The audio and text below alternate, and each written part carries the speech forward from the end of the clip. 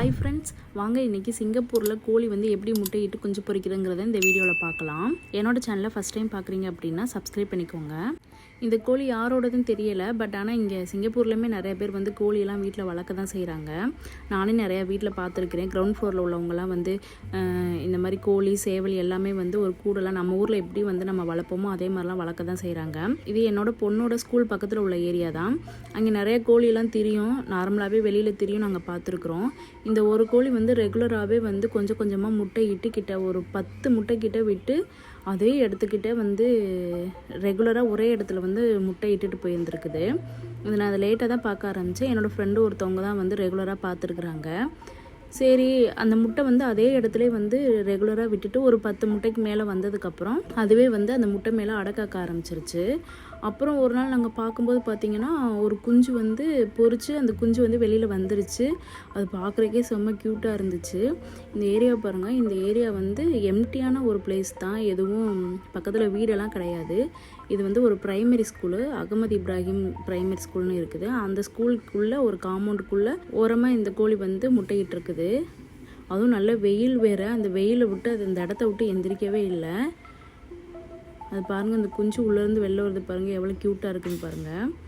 இது பார்க்குறதுக்கு நல்லா இருந்துச்சு. சரின்னு வீடியோ எடுத்தோம். அப்புறம் சரி ஓகே எல்லா குஞ்சும் பொரிச்சிருச்சான்னு மறுநாள் ரெகுலராக என்னோடய பாப்பாவை ஸ்கூலில் விட்டுட்டு மார்னிங் வரும்போது இதை பார்த்துட்டு வர்றது, வீடியோ எடுத்துகிட்டு வர்றது. சரி ஓகே இன்னொரு நாள் போய் பார்க்கலாம், குஞ்சு எல்லாம் பொரிச்சிருச்சா அப்படின்னு பார்க்கலான்னு பார்த்தா அந்த கோழியும் காணோம், குஞ்சையும் காணோம், முட்டையும் காணோம்.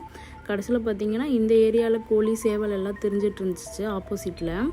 சரி ஓகே இந்த கோழியாக தான் இருக்குமா, எங்கட குஞ்செல்லாம் காணோம் அப்படின்னு பார்த்தா எனக்கு வந்து ஒரே டவுட்டு தான், எந்த கோழின்னு எனக்கே அடையாளம் தெரியலை. பார்த்திங்கன்னா அது காணாமவே போயிடுச்சு. லாஸ்ட்டில் எங்கே போயிடுச்சுன்னு தெரியல. குட்டியாக இருந்தால் ஓகே தான்.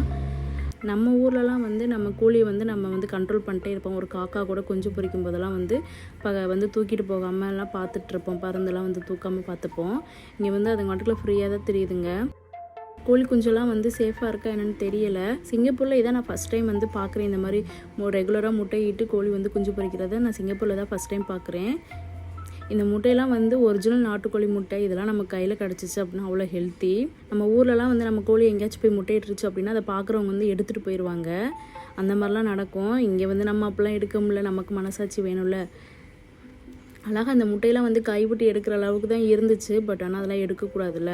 ஸோ அதனால் வந்து அப்படியே பார்த்துட்டு அப்படியே வீடியோ எடுத்துகிட்டு போயிட்டோம். என்னோடய சேனலை நீங்கள் ஃபஸ்ட் டைம் பார்க்குறீங்க அப்படின்னா சப்ஸ்கிரைப் பண்ணிக்கோங்க. இந்த மாதிரி சிங்கப்பூரில் நடக்கிற அழகான விஷயங்களை உங்கள்கிட்ட நான் ஷேர் பண்ணிக்கிறேன். அதுக்கு என்னோடய சேனலை சப்ஸ்கிரைப் பண்ணிக்கோங்க. வீடியோக்கு ஒரு லைக் போடுங்க, கமெண்ட் பண்ணுங்கள்.